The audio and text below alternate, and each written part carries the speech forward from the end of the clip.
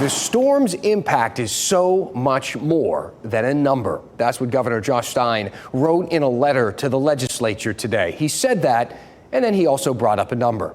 Stein did talk about how the storm claimed lives and cherished communities, and he suggested spending another $891 million in relief. That's actually about $200 million more than what the House is proposing.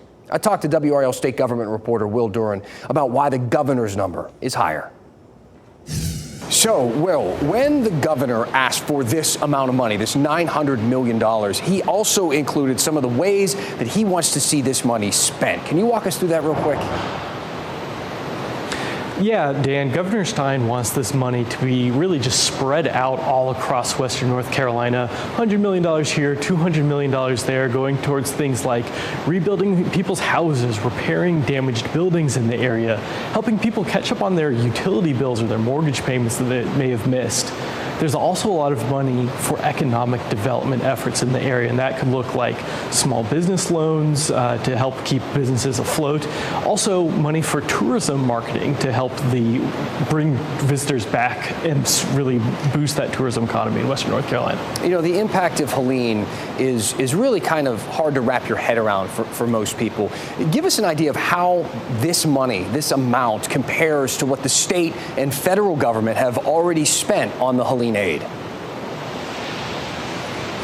That's a great question. And so far, the state has spent $1.6 billion on Helene aid. So an extra $900 million would bring it up to about $2.5 billion. And now, obviously, that is a large amount of money. But compared to the $60 billion that Helene caused in damage, it's really just a drop in the bucket.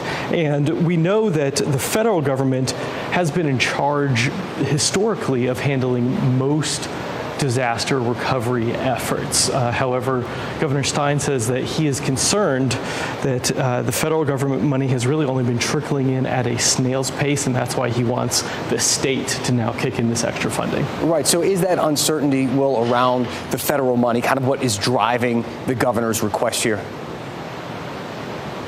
Yes, Governor Stein wrote a letter today to state lawmakers laying out some of these concerns. In that letter, he told them, quote, "I will continue to advocate for Western North Carolina to our federal partners. However, we suspect the burden will fall increasingly on state and local organizations."